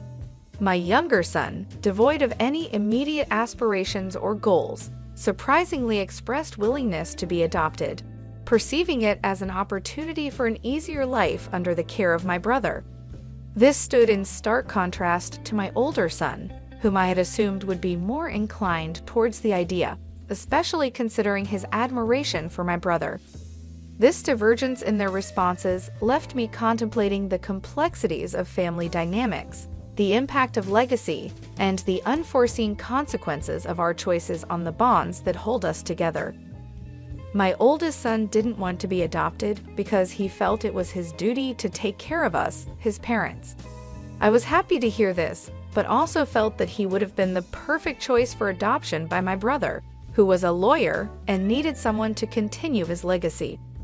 Unfortunately, I couldn't go through with the adoption since my brother was unconscious, and I didn't want his wealth, but definitely didn't want his property going to my sister-in-law, who seemed to be waiting for him to pass away. Sadly, my brother never got better and passed away a few days later.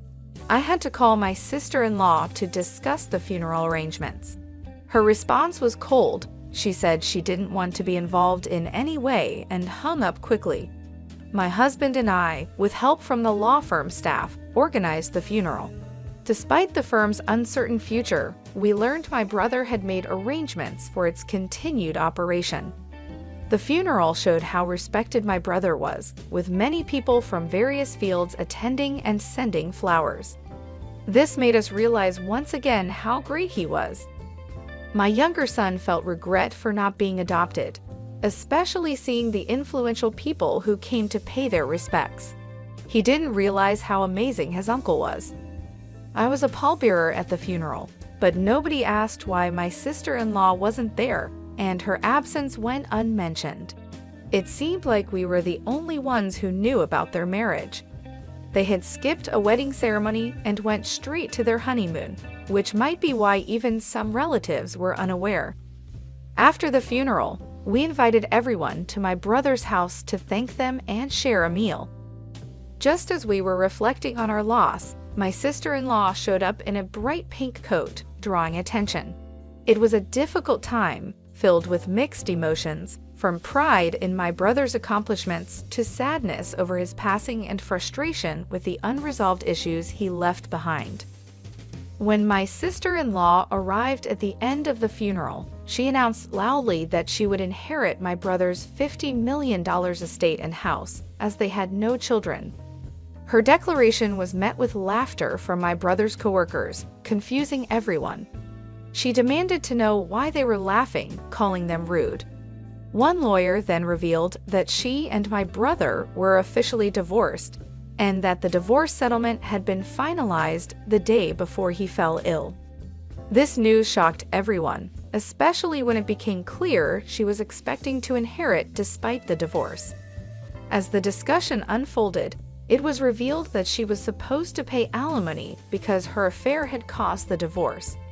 She protested, claiming she had no one to pay alimony to, but the lawyers corrected her, stating that as my brother's sole inheritor, I would be the one to receive it.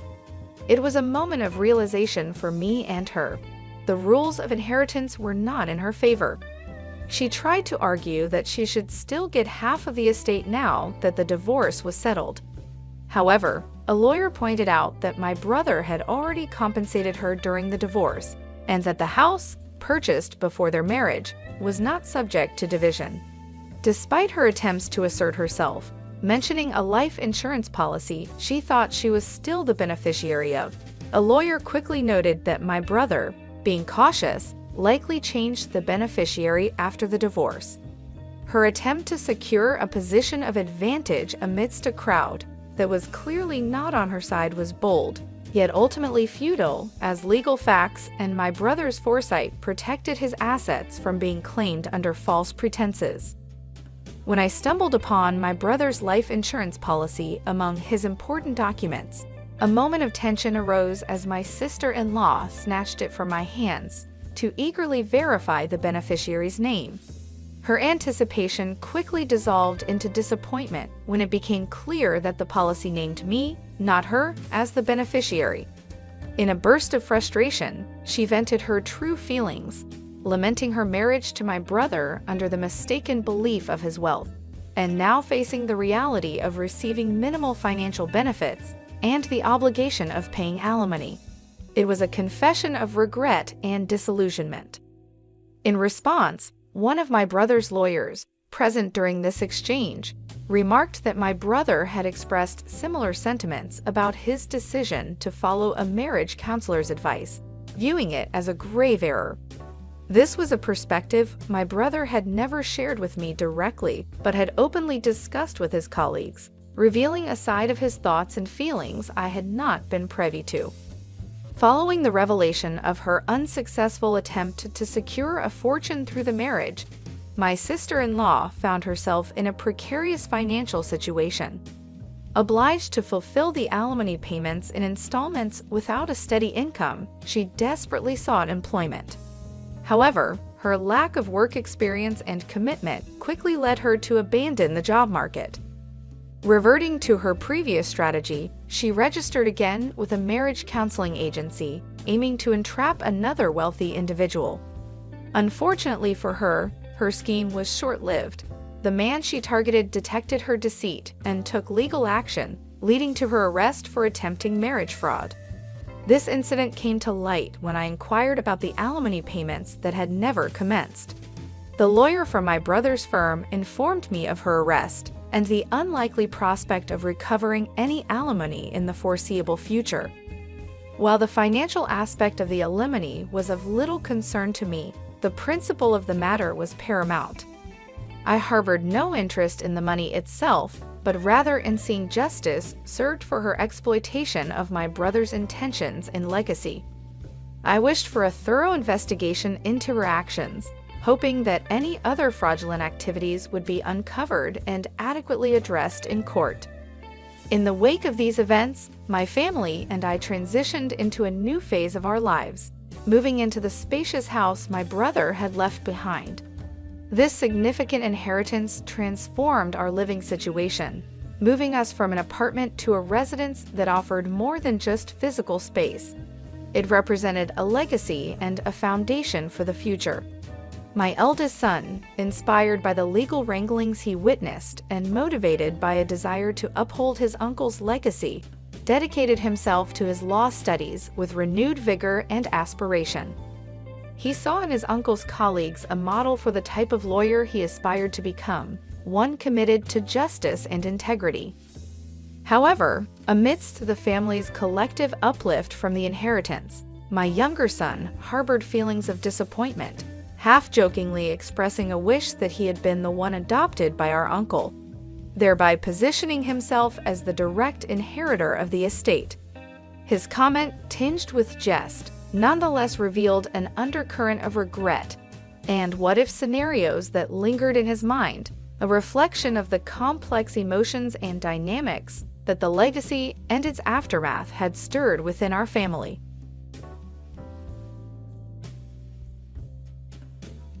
A wife is supposed to be a supportive partner to her husband, but if she disobeys, it could lead to divorce. My husband James took my credit card and spent a lot of money while I was busy working. They were enjoying a vacation abroad, and I felt very disrespected. Angry and upset, I started thinking of a way to get back at him. My name is Karen Gillan, and I used to be a famous actress in the United States. I shone brightly in Hollywood, charming people all over the world and making news internationally. My fame was huge. I stopped being in the spotlight when I married James, who used to manage my career. He took great care of everything for me, from my health to my personal life. Now, we run several fashion stores together. I stepped away from fame when I was 23, even though I was very popular at the time. This decision caused a lot of media attention and disappointed my fans, who begged me not to leave. There were a lot of rumors and stories in the newspapers. Despite all this, James and I married happily, and everyone supported us. Just before I retired, I started my own fashion brand, and now James works for me in finance while I lead our business. Life seemed perfect, but recently James has been acting odd. He seems tired and down all the time. I asked him if something was wrong at work, knowing he tends to keep his problems to himself. I often checked on James because he's not the type to talk about his problems. He waits for me to help him out. Even though it was a bit hard for me, I didn't mind because he had dealt with my difficult situations in the past. I always appreciated his help more than I got annoyed. One day, James suddenly said, "I'm sick of just following your orders."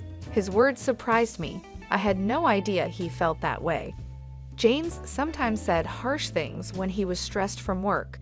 He tried to act strong there, so he probably felt he couldn't express his frustration anywhere else. I remembered how I used to snap at him when I was an actress, so I could understand his feelings. But still, his words shocked me, and I found myself shaking. I've been holding back. Karen is always busy, and I'm just there to support her, he continued. Even though James earns well, he's still an employee at our company, and I earn more than him. But I never thought that who earns more should matter in our marriage. His complaints really threw me off. Even when you come home, you're all about work. When we go shopping, you just buy whatever you want. How do you think that makes me feel? He said. Despite how things looked, he'd been very patient.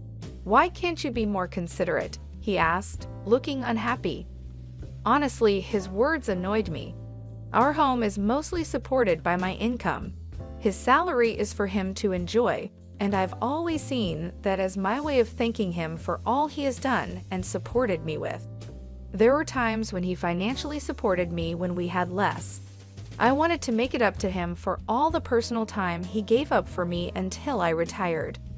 It hurt to hear him sound so ungrateful. The things I buy are from the savings I manage. If anyone is making sacrifices, it's me. This thought made me angry. Karen, you're too free. I want more time off and to travel leisurely, James said. The salary's good since joining the company, but there's just no time. I left showbiz and joined your company to support you, Karen. Don't I deserve more gratitude?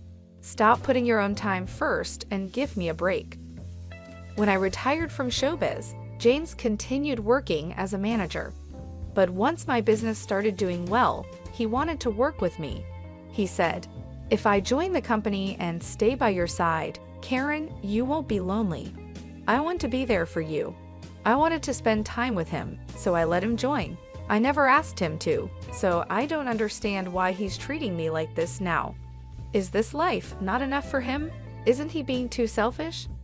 While I was thinking this, James made a request that felt like he was adding insult to injury. He said, "My parents' 62th birthday is coming up. Can I take 3 weeks off to celebrate? I want to take them on a trip to Australia. They've never been, and I want to show them the tasty food and beautiful sights." I was surprised by his request and felt something was off. Asking for 3 weeks off is a small thing that he could easily have done at work without making a fuss. Our company is fair, and no one would mind if someone took leave. Yet he chose to make it a big deal and negotiate directly with me. I felt something wasn't right, but these were just suspicions, nothing solid. Trying to keep my cool, I answered, "I'm okay with that, but I can't make it this year. There's a crucial fashion show for my models, and I need to prepare for the London collection. My schedule just doesn't allow it. Can you ask if next year would work? I can adjust my schedule then." As a daughter-in-law, I'm expected to attend my in-laws' 62th birthday celebration. However, our company has 2 big events this year, leaving no room for personal travel. I tried to negotiate a different date, but James refused with a smile, saying, "It's fine, we'll just celebrate with my side of the family. I want to spend some quality family time. Being the accountant, my absence for a week won't really disrupt work, right?" James's words about wanting to spend time just with his family really hurt me. He suggested that I was a nuisance, and that cut deep. So, how about it? I deserve some free time too, right? James often speaks without thinking. He's not mean, just sometimes careless. That's one of his faults, but I chose him as my life partner, knowing no one is perfect. However, I can't accept how he's speaking to me now, even if he doesn't mean it. Why do I have to be spoken to like this? Doesn't he care about me? Hey Karen, are you listening to me? I owe a lot to James's parents. Though I can't often visit because of work, they always treat me like their own child and praise my work. We're so happy to have such a wonderful daughter, his mother said when I married into the family, and his father celebrated our marriage with joy. It's their 62 celebration, and I understand wanting to celebrate it this year, but how can I agree happily after being spoken to like that? It doesn't matter to me. Take 1 week or 2, do as you like. I couldn't hold back my anger and showed it openly. This probably upset James. He stood up, visibly upset, and left the living room without a word. We've been sleeping in separate bedrooms because of work, and from that day until his trip, we didn't see each other at all. Is that really true? Isn't your husband being too harsh? My secretary, noticing my unusual demeanor the day James left for his trip, pressed me for details. She's an exceptional talent and has been supporting me since I started managing the company. As women, we often see eye to eye, and sometimes she's even more reliable than my husband. She's quick-witted yet caring, always there to support me when I'm down or about to make a mistake. I think of her like family. She looks up to me like a real sister, and I often share my thoughts with her. Her advice is wise beyond her years and always helpful. This time, she noticed something was wrong and kindly asked me about it. At first, I hesitated to open up, but then I realized that keeping it in could affect my work. I decided to tell her everything that had happened up to today. She looked really angry when I told her. If I were you, I'd have given him a piece of my mind. You've been too soft on your husband, boss. I get that you love him, but you can't let him walk all over you, she said. Her straightforward advice really hit me. In an environment where everyone usually hesitates to speak up, she's the only one who treats me as an equal. I truly value this openness and comfort. Being in a higher position often means showing more humility and restraint, and having someone who can confront me directly like she does is really precious. You're right. What should I do? I asked her. You can call him, right? Why not talk after work today? Don't worry about spoiling his trip. If things keep going like this, you might be headed for divorce, she continued, pressing the point like an older sister. I had no choice but to agree with her suggestion. I decided to call him right after work. He's in Australia, and there's about a 14-hour time difference from the US. For example, if it's 6:00 p.m. here, it's 8:00 a.m. there, about the time they would finish their breakfast. I had sent him an email in advance to let him know I needed to talk, so he should be expecting my call. I called thinking he'd surely answer, but he didn't pick up. Maybe he's still enjoying himself with everyone. I'll try calling again later. I tried calling every 50 minutes, but still no answer. Worried, I contacted my mother-in-law to check on him. Hello, Karen. You must be tired. I'm sorry we went on this trip without you. We told James we'd prefer you'd be with us, but he insisted. I knew from James that his mother used to be a strict teacher, but now she's much gentler and always cares about how busy I am. Never mind, we're so busy at the company this year I couldn't make time. I'll definitely make it up to you next year, okay? Oh, don't worry about it, she replied kindly. Just having this wonderful trip as a gift from you is more than enough for us. Her words, warm like a smile, seemed strange to me. Wait, a gift? I asked, confused by the term. She seemed surprised by my question. Oh, isn't it? James told us this trip was fully paid for by you since you couldn't join. I couldn't help but shout in surprise over the phone. Realizing I didn't know anything from my reaction, my mother-in-law quickly explained, "Isn't this the trip Karen arranged? James paid for everything with Karen card, so I thought it was from you." The trip included James's parents and his sister's family, 6 people in total. The flight alone cost about $2,000 per person minimum, and with other expenses, it easily exceeded $22,000. It's outrageous to use such a large amount without asking me, especially since I usually cover living expenses. James doesn't gamble or smoke, so his salary should be intact. He definitely earns enough to afford such expenses, yet he didn't. With him not answering my calls, my anger started to boil. Noticing my upset, my mother-in-law spoke with concern. "Karen, are you okay? We'll pay back every penny." James insisted on covering everything, which seemed odd. "My husband and I decided to pay you back later. We miss you and plan to visit you." Thinking the trip was based on a terrible plan, she continued to comfort me. "You're not at fault. It's also your 62 celebration, so please use that money for your enjoyment.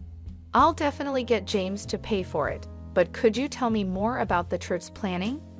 I was trying to figure out what James was up to when I realized this trip must have been planned months ago without me knowing.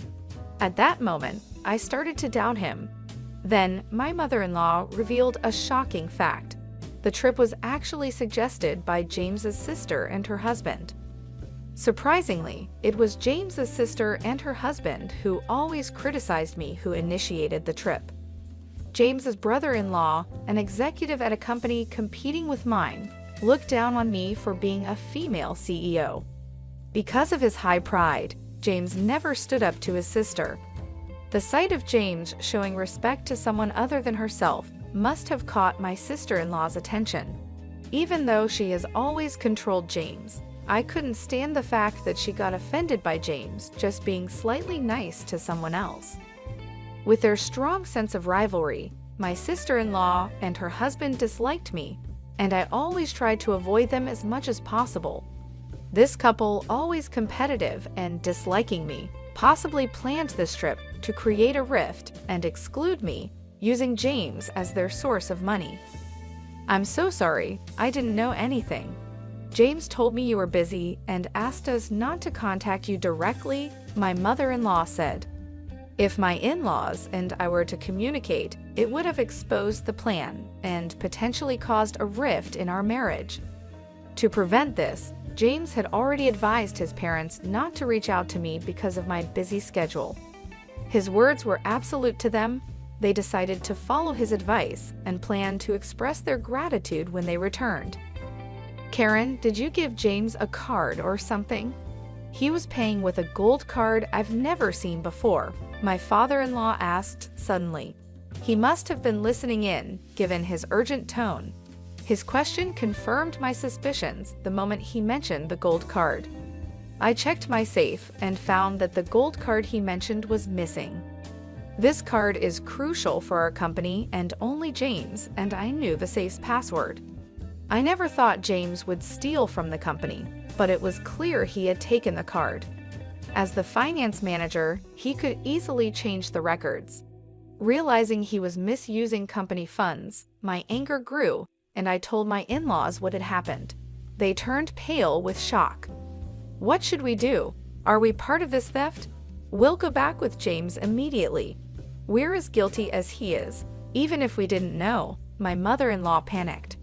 My father-in-law, who always takes his responsibilities seriously, agreed, "We'll accept our punishment once we're back." I shook my head, disagreeing. "No need for that.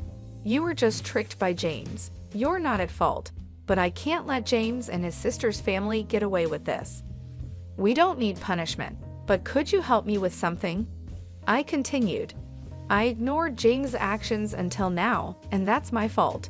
He's taken me for granted, thinking he can just apologize and get away with it. This isn't just a personal problem. It's about the company. We need to teach him a lesson." "All right, we'll do whatever we can to help," they responded.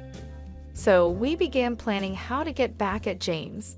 I was surprised by my own cleverness, but my love for James had turned into hatred and anger. Initially, my in-laws were hesitant about this harsh plan, but as parents, they finally decided to stand by me. Just as we were discussing this, James unexpectedly called. I ended the call with my in-laws and picked up James's call. "What's up? We're enjoying a family-only trip, so what's this important talk about?" James's sarcastic tone irritated me even more. "You took your time calling. Did you go a little wild, huh?" "No way, just having drinks at a nearby bar with Mom and Dad." This confirmed he was lying. I had just spoken to his parents, and there was no noisy bar sound in the background. Besides, they had no reason to lie to me. He was probably out causing trouble with his sister's family. His words cooled my feelings for him completely. "Oh really?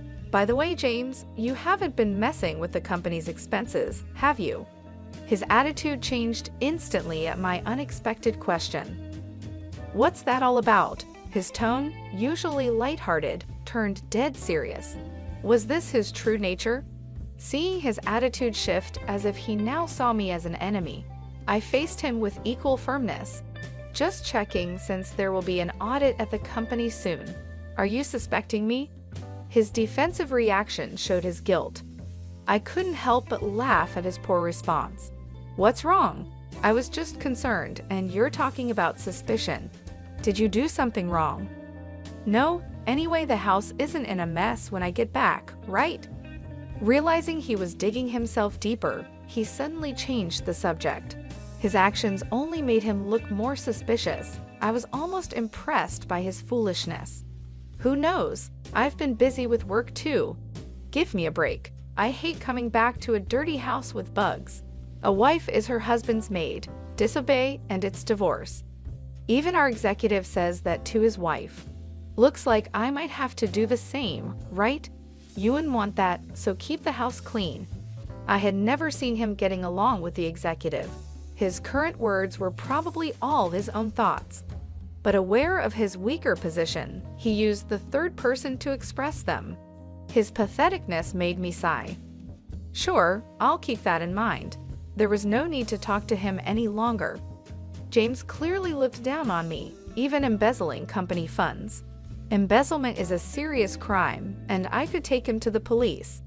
No mercy even for a spouse, but that alone wouldn't satisfy me after ending the call with James. The next day, while I was busy preparing for the fashion show, I made a phone call to a certain place.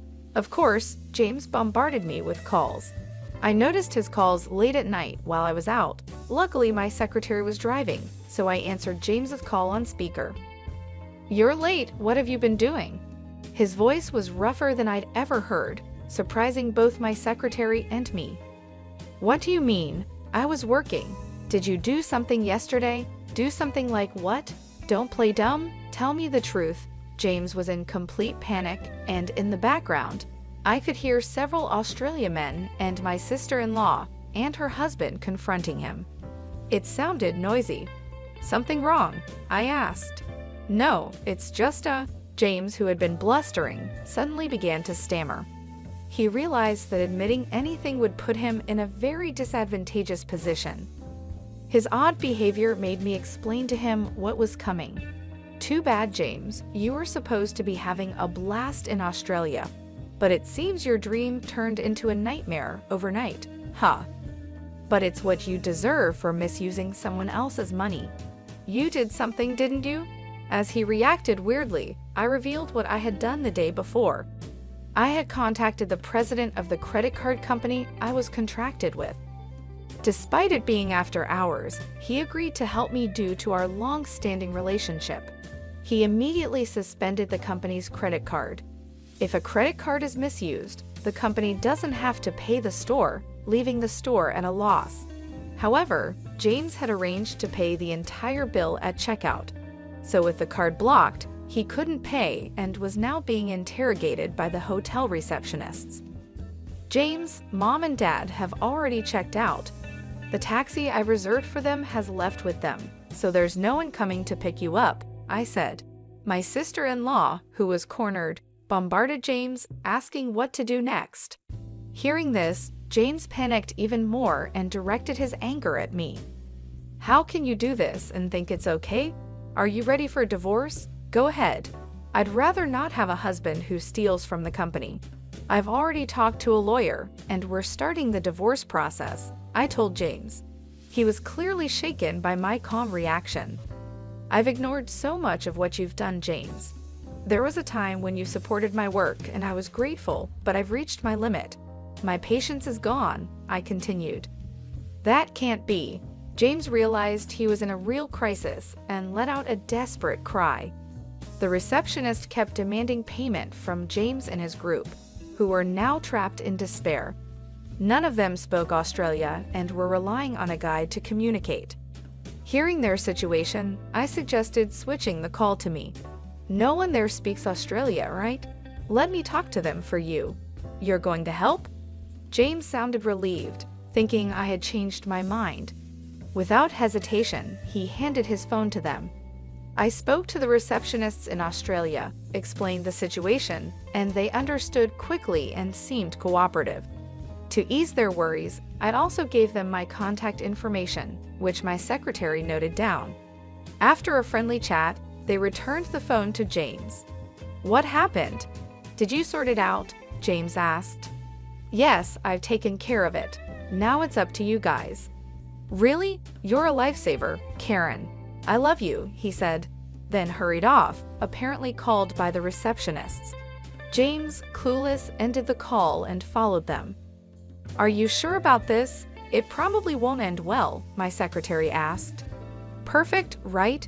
It's ideal for them to see hell," I responded.